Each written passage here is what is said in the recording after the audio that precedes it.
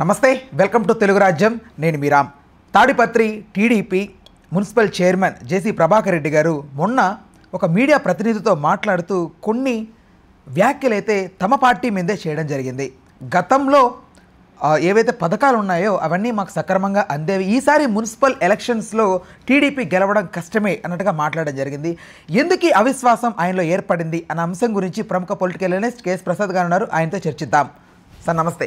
నమస్తే అండి. Sir, JC brothers అంటే హీజ్ అసలు ఎక్స్ట్రాడినరీ నేమ్ వాళ్ళకి, రెండు తెలుగు రాష్ట్రాల్లో కూడా. బట్ వాళ్ళు అలా అంటే ఆయన ఎందుకు అలా మాట్లాడాల్సి వచ్చింది? అంత అవిశ్వాసం ఎందుకు వచ్చింది ఆయనకి? ఏం జరుగుతోంది అసలు టీడీపీలో? ఆయన ప్రజానాయకుడు అండి. ప్రజల్లో నిరంతరం ప్రజల్లో తిరుగుతూనే ఉంటాడు. ప్రజల్లో తిరుగుతున్న నాయకుడికి, ప్రజానాయకుడికి ఫీడ్బ్యాక్స్ మనోరం ఇవ్వక్కర్లే, పేపర్లు చదివి దాంట్లో తెలుసుకోవక్కర్లే. స్థానికంగా ఏం జరుగుతుందో దాని మీద పూర్తి అవగాహన ఉన్న జేసీ దివాకర్ రెడ్డి గారి ఫ్యామిలీస్, జేసీ బ్రదర్స్ అంటారు వాళ్ళని. ఇప్పుడు వాళ్ళ పిల్లలు వచ్చారు, వాళ్ళ ఫ్యామిలీ నుంచి ఒక మాజీ ఎమ్మెల్సీ ఉన్నాడు, ఇప్పుడు ఒక కార్పొరేషన్ చైర్మన్ ఉన్నాడు. స్థానికంగా మొత్తం వాళ్ళ కుటుంబం నుంచే ప్రాతినిధ్యం వహిస్తున్న ఎంటైర్ తాడిపత్రి కింద దాన్ని శాసించి చెప్పే స్థాయి వాళ్ళది. గతంలో నిజంగా జగన్మోహన్ రెడ్డి తలుచుకుంటే ఒకళ్ళిద్దరిని తెలుగుదేశం నుంచి లాక్కొని జేసీ ప్రభాకర్ రెడ్డి గారు మున్సిపల్ చైర్మన్ అవ్వకుండా కూడా నిరోధించే అంత స్థాయి ఉండి కూడా వాళ్ళ ప్రభుత్వంలో ఉండి కూడా వాళ్ళు ఆ పని చేయలే. ఎందుకు చేయలేదు అంటే స్థానికంగా ఆ నాయకులకు ఉన్న గౌరవం పట్టు. ఎమ్మెల్యే పెద్దారెడ్డి చేతిలో ఆయన ఓడిపోవచ్చు, కానీ బట్ ఓవరాల్గా స్థానికత మీద వాళ్ళకున్న పట్టు మీద ఎవరైనా సరే దానికి రెస్పెక్ట్ చేస్తుంటారు. తర్వాత మీరు ఎప్పుడైనా తాడిపత్రి తెలుస్తుంది ఎంత నీట్గా ఉంటుందో తెలుసా సిటీ. ఆయన ప్రభాకర్ రెడ్డి గారి ముందు ఎవడైనా డస్ట్ కింద వేసిన, చెత్త కదరం కింద వేసినా పిలిచి ఎత్తించి డస్ట్బిన్లో ఇస్తారు. అసలు మొహమాట పడ్డు, పెనాల్టీలు కూడా ఉన్నాయి. సో చాలా డిసిప్లైన్డ్గా ఉంటాడు అతను, పద్ధతిగా ప్రజల్లోకి తిరుగుతూ ఉంటాడు. ప్రజల్లో ఏం తెలుసుకుంటున్నారో ప్రజల ఫీడ్బ్యాక్లతోనే అతను రాజకీయం మొత్తం చేస్తూనే ఉంటాడు. సో ఇక్కడ గత ప్రభుత్వం కంపారిజన్ ఏంటంటే వాళ్ళు ఇచ్చిన సంక్షేమం ఏదైతే ఉందో, ఇవాళ వీళ్ళు 94% మేము ఎలక్షన్లో గెలిచాము, మా స్ట్రైక్ రేట్ అని చెప్పినట్టు వాళ్ళు 98% సంక్షేమం ఇచ్చారు. నేను ఆ మాటకు వస్తే జగన్మోహన్ రెడ్డి గారు కూడా ఇన్ని చేసి నాకే 11 స్థానాలు ఇచ్చి ఇంట్లో కూర్చోబెడితే మీరు అసలు ఏమీ చేయట్లేదు, మీ పరిస్థితి ఏంటుంటుందో నేను ఊహించుకోలేనట్టుగా మాట్లాడాడు ఆయన. సో అది ఖచ్చితంగా గ్రాస్ రూట్ లెవెల్లో తిరుగుతున్న క్షేత్రస్థాయి నాయకులు. ఇప్పుడు కేతిరెడ్డి ఉంటాడు ధర్మవరం, ఆయనకు అనుభవం తెలుసు అక్కడ ఏం జరుగుతుందో, క్షేత్రస్థాయిలో ఎలాంటి డెవలప్మెంట్స్ జరుగుతున్నాయో వీటన్నిటి మీద పూర్తి అవగాహన ఉంటుంది. ఇవాళ ఆయన ఓడిపోవచ్చు, ఎందుకు ఓడిపోయేవో ప్రక్షాళించుకునే సామర్థ్యాలు ఉంటాయి అలాంటి వాళ్ళకి. ముఖ్యంగా జేసీ ప్రభాకర్ రెడ్డి గారు మాట్లాడిన ఉదంతం ఏంటంటే, రేపు రాబోయే జనరల్ ఎలక్షన్స్ తర్వాత 2029లో వస్తాయి. 1 year స్పాన్లోనే ఈ మున్సిపల్ ఎలక్షన్స్ కానీ సర్పంచ్లు ఇలాంటివన్నీ లోకల్ బాడీస్ ఉన్నాయి. వీటిల్లో పార్టీ రూలింగ్ పార్టీలో ఉండి మేమందరూ కుటుంబం అంతా ఇక్కడ ఉండి కూడా సంక్షేమం ఎవరికి అందపోయినప్పుడు నెగిటివిటీ ఎలా ఉంటుంది? అలాగే రైతులు ఎదుర్కొంటున్న తీవ్ర సమస్యలకి ప్రభుత్వ పరంగా సొల్యూషన్స్ కనబడితే లేదా గిట్టుబాటు ధర ముఖ్యంగా ఇలాంటివి జరగనప్పుడు ఎవరైతే క్షేత్రస్థాయిలో ఓటర్లు ఎవరు ఉంటారో వాళ్ళకి, గ్రామీణంలో సంక్షేమాలు అందుకున్న వాళ్ళు, బిలో పవర్టీలో ఉన్నవాళ్ళు, రైతులు, వీళ్ళ ముగ్గురువే మేజర్ ప్రాబ్లమ్ని అడ్రస్ చేయనప్పుడు మా ప్రభుత్వంలో మేము మంచి చేసామని గర్వంగా చెప్పుకునే అంత సామర్థ్యం లేనప్పుడు ఆ నాయకుడు పడుతున్న మానసిక సంఘర్షణను అర్థం చేసుకోండి. సో ఆ మానసిక సంఘర్షణలో ఏముంటుంది? ఖచ్చితంగా వాస్తవాలు బయటకు వస్తాయి. ఇలా చేస్తే నేను గెలుస్తానంటే నేను మంచోడిని అవ్వచ్చు, ఎగ్జాంపుల్ చెప్తున్నా, కానీ నేను చేసిన పనులే ప్రతిబింబించాలి కదా నెక్స్ట్ ఎలక్షన్స్కి, అది లీడ్ అవ్వాలి కదా. అది అవునప్పుడు నా పరిస్థితి ఎలాగా? గవర్నమెంట్ వచ్చి 1 year అయింది, అంతకన్నా ముందు నేను గెలిచి ఆ ప్రభుత్వంలో ఇచ్చిన సంక్షేమం కూడా అయినా సరే నా ప్రజలు నా కోసం ఓటేశారు కదా. ఇప్పుడు జేసీ ప్రభాకర్ రెడ్డి గారి మున్సిపల్ ఎలక్షన్స్ ముందు నుంచి జరుగుతున్న సంక్షేమానికి ఆ మాటకు వస్తే అసలు ఓడిపోవాలి ఆయన, కానీ గెలిచాడు కదా. అంటే అది నా ఔదార్యం, నేను తెచ్చుకున్న నా credibility and credentials in my own territory. ఇక్కడ నా స్థానికతకి నా జనాలకి నేనేమి చేయలేని నిస్సహాయ స్థితి నేను గవర్నమెంట్లో ఉన్నప్పుడు, గవర్నమెంట్లో లేనప్పుడు ఇచ్చిన సంక్షేమానికి నాకు ప్రతిఫలంగా ప్రజలు నన్ను నా ఔదార్యానికి నాకు అధికారం ఇస్తే, గవర్నమెంట్ వచ్చి నేను ఈ పని చేయలేనప్పుడు రేపొద్దు ఎలక్షన్స్ నాకు కష్టమవుతుందో సులువు అవుతుందో అన్న కాన్సెప్ట్లో క్రిస్టల్ క్లియర్గా ఉన్నదన్నట్టు చెప్పాడు ఆయన. అలా బహిర్గతంగా అలా చెప్పేయడం అనేది కొంచెం పార్టీ డ్యామేజే కదా సార్? ఖచ్చితంగా అది డ్యామేజ్ ఏంటండి, ముందు ఆయన డ్యామేజ్ అవుతున్నాడు కదా. ఆయన గెలుపు ఒక 6 circumstances నుంచి గెలిచాడండి. ఆయన పార్టీ అధికారం లేనప్పుడు గెలిచిన యోధుడు ఆయన. అంటే ఆయన పార్టీ లీడరా లేకపోతే ఆయన అంటే బోర్న్ టు బి లీడరా? ఎట్లా? ఆయన స్వశక్తి మీద వచ్చిన లీడర్ అతను. మరి ఆయన పార్టీకి అతీతంగానే కదా సార్ ఆయన రూలింగ్ కానీ ఆయన కానీ ఉంటారు, ప్రజలతో ఉంటారండి. స్థానికంగా నీకు మీ ఇంట్లో కష్టం వచ్చిందంటే చంద్రబాబు గారికి ఫోన్ చేసి కడుపు నొప్పి వచ్చిందంటే వీడికి మాత్ర వేయడానికి నేను నీ పెర్మిషన్ కావాలని అడిగే స్టైల్ కాదు అవి. They can take their own calls. నా నియోజకవర్గంకి ఏం చేయాలా, ఆ పార్క్ ఎలా కట్టాలా, ఈ పార్క్కి ప్రజలను ఎలా నడిపించుకుని వెళ్ళాలి, నేను అడుగుతున్నా నాతో పాటు రానండి, అలాంటి కాన్సెప్ట్ డ్రైవ్ చేసే మనిషి అతను. అంచేత ఖచ్చితంగా ప్రజాస్వామ్యంలో ప్రజల మన్ననలో కొన్న నాయకుడు ఎప్పుడైనా సరే ప్రజలకు ఏం కావాలో తెలుసుకున్నప్పుడు ప్రజల పరంగానే మాట్లాడతాడు. అప్పుడు పార్టీ ఓ ప్రియాంబుల్ ఇలాంటివి గ్యాప్కొనరు.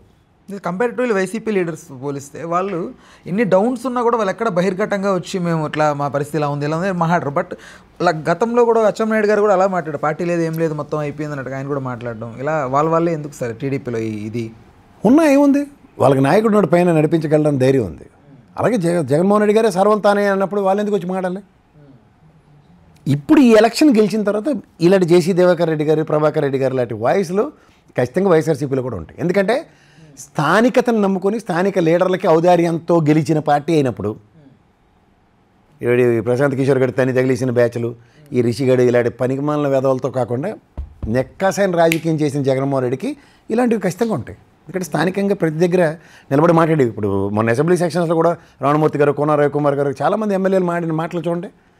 స్థానికంగా వాళ్ళ ఒడ్లు కొనట్లేదు, రైతులు పడుతున్న సంఘర్షణ మీద ప్రజావేదిక ఏది అసెంబ్లీ సాక్షిగా మాట్లాడిన మాటలు, అది పార్టీలు ఏదైతే మాట్లాడకూడదు కదా. కానీ నాయకులు అన్నవాడు ఎప్పుడైనా సరే స్థానికంగా జరుగుతున్న సమస్యల మీద, స్థానికంగా ప్రజలు ఎదుర్కొంటున్న సమస్యల్ని తన దృష్టికి వచ్చిన వాటిని ప్రతిబింబించేలా చర్యలు ప్రతిచర్యల మీద ఎక్కువ ఎంఫసైజ్ చేస్తారు. అప్పుడే ఆ నాయకులకి వాళ్ళ ఔదార్యాలు వాళ్ళ చరిత్రలో ఒకసారి గెలిచిన ఓడిన నాయకుడిగానే చూస్తారు. రైట్. అయితే ఇప్పుడు టీడీపీ మనం ఇందాక అన్నట్లుగా అచ్చెన్నాయుడు గారు ఆయన ఏదో సీక్రెట్ కెమెరా ఉండగా చూసుకోకుండా మాట్లాడటం జరిగింది. సో అయితే ఇప్పుడు జేసీ గారు ఏకంగా ఈ మీడియా ప్రతినిధితో మాట్లాడడం అనేది సోషల్ మీడియాలో మొత్తం సర్క్యులేట్ అయితే బలంగా వెళ్తుంది కదా సార్ ప్రజల్లోకి ఆ మాట. వెళ్ళండి, బలంగా వెళ్తేనే కదా. ఎవడో ఒకటి ఇప్పుడు లాల్జన్ భాషా గారు ఉండేవారు తెలుగుదేశంలో, మమ్మీ చెప్పేసి చంద్రబాబు నాయుడు గారికి ఇది రైట్ రాంగ్ డెసిషన్ తప్పు అని. అలాంటి స్థాయి రేరెస్ట్గా దొరుకుతారు వాళ్ళు. పార్టీలకి కోహినూరు డైమండ్లు లెటర్లు ఖచ్చితంగా అలాంటి పరిరక్షించుకోవాలి.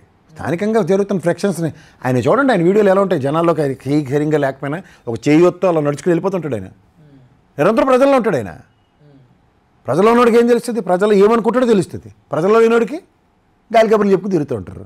గాలి కబుర్లు చెప్పేవాడు ప్రజానాయకుడు అంటారు. ప్రజాస్వామ్యంలో అంటే అన్నిట్లోనూ ప్రజా అని ఉంటుంది, ప్రజల చేత, ప్రజల వల్ల, ప్రజల కొరకు. వాళ్ళు చేయవలసిన సర్వం ప్రజల కోసమే అన్నప్పుడు ప్రజల యొక్క నాడిని, ప్రజల యొక్క మనోభావాలకి అతీతంగా ప్రవర్తించేవాడికి సార్థకత ఉండదు. ఆ సార్థకత లేనివాడు చేసే ప్రయత్నాలు ఎలా ఉంటాయి, టైంపాస్ కార్యక్రమాలు నిర్వర్తించుకుంటూ ఉంటారు. కానీ మీరు రాయలసీమలో చాలా అలా జరగదు. పెద్దరెడ్డి గారనో లేకపోతే పెద్ద ఆయననో మీరు, లేకపోతే కేతిరెడ్డి గారనో, ఇలాంటి వాళ్ళందరినీ మీరు చూడండి. కావాలంటే నిరంతరం ప్రజల్లోకి పరిగెట్టడానికి, ప్రజలతో మమేకమే ఉండడానికే చూస్తుంటారు. దిస్ నాట్ ఇప్పుడు చంద్రబాబు గారు ఉన్నారు, ఆయన నియోజకవర్గంలో ఆయన పిఎల్ ఇద్దరిని పెట్టి ఈయన యాబ్సెన్స్లో వాళ్ళని ప్రజెంట్ చేయమంటే వాళ్ళు ఇష్టం వచ్చిన పనులు చేస్తాను నెత్తి అవతల ఇసిరేయలేదు కుప్పంలో. అలా వాళ్ళు ఏంటంటే నాయకుడు అయిన వాళ్ళు ప్రతి ఒక్కడు ఆ క్యాడర్ని, వాళ్ళ స్థానికంగా ఉన్న ప్రజల్ని నిరంతరం పరిరక్షించుకుంటూ పరీక్షల్లోనే ఉంటారు. సో దాంట్లో ఏమొస్తుంది, ఖచ్చితంగా వీళ్ళు అవుట్ ఆఫ్ ద బాక్స్ రాజకీయాలు చేయడానికి ఉండదు. అదే ప్రజలు ఏమనుకుంటే అదే చేయడానికి ఉంటారు వీళ్ళు. మీకు ఆ మాటకు వస్తే జేసీ ప్రభాకర్ రెడ్డి గారు కాంగ్రెస్ గవర్నమెంట్లో ఆర్టీఏ వ్యవస్థతో ఆయన చేసిన యుద్ధం మర్చిపోలేదు. డైరెక్ట్గా వెళ్ళి ఆర్టీఏకి దుమ్ము దులిపాడు. ఆ రోజు గాంధీ గారే ఉండేవారు. ఆయన అంతకన్నా నీతి నిజాయితీ జస్టిస్ చౌదరి ఆయనకు అనుగుణంగా నిజంగా ఏం జరుగుతుందన్న దాని మీద ట్రాన్స్పరెన్సీతో పనిచేస్తే ఒకలా ఉంటుంది, చేయకపోతే ఒకలా ఉంటుంది. ప్రజల్లోంచి వచ్చే నాయకులు కొంతమంది ఉంటారు, రేర్గా ప్రజల కోసం తెప్పించే నాయకులు ఉంటారు. వాళ్ళని మనం దృష్టిలో పెట్టుకుని వాళ్ళ వల్ల ఏదో ఎవరికో డ్యామేజ్ అవుతుందంటే ఉన్న వాస్తవాన్ని దగ్గరగా తీసుకెళ్ళి ఇది ప్రజలు అనుకుంటుంది. రేపు నేను మళ్ళీ మున్సిపల్ చైర్మన్ నేను గెలాలంటే ఇలాంటి సర్కమ్స్టెన్స్లో అవ్వదు. అది తెలుసుకోకుండా తెలుగుదేశం 94% స్ట్రైక్ రేటు, స్థానిక సంస్థలు మావే తొడగొట్టేస్తాం, మా మేసాలు తీపేస్తాం, మమ్మల్ని మించినో లేరు అనుకుంటే ఓడిపోతే. లాస్ట్ టైం నేను ముక్కుతో ములుగుతో గెలిచా, అది కూడా అంత ఆడ్ సిచ్యువేషన్స్ ఇక్కడ తెలుగుదేశం రూలింగ్లో లేదు. అంత 95% సక్సెస్ నేరేషన్స్ ఉన్న దగ్గరే ఏం లేనప్పుడు మనం 0 ఇచ్చాం. ఇప్పటికి పెన్షన్లు తప్ప ఇంకేం ఇవ్వట్లే. ఆ పెన్షన్గా నాకు రిటర్న్ ఆన్ ఇన్వెస్ట్మెంట్ నా గెలుపుకు ఉపకరించదు. ఇదే నేను చెప్పిన సమాధానం. Right sir, okay, thank you. Hello, Telugu రాజ్యం ఛానల్ చూస్తున్నారా? సామాజిక, రాజకీయ, జీవన చిత్రణే తెలుగు రాజ్యం. అతిశయోక్తులు, అసత్యాలు ఉండవు. రాజకీయ కోణం కాదు, ప్రజా కోణమే కొలబద్ద. తెలుగు రాజ్యం వీక్షణ మీ ఉత్తమ అభిరుచికి నిదర్శనం.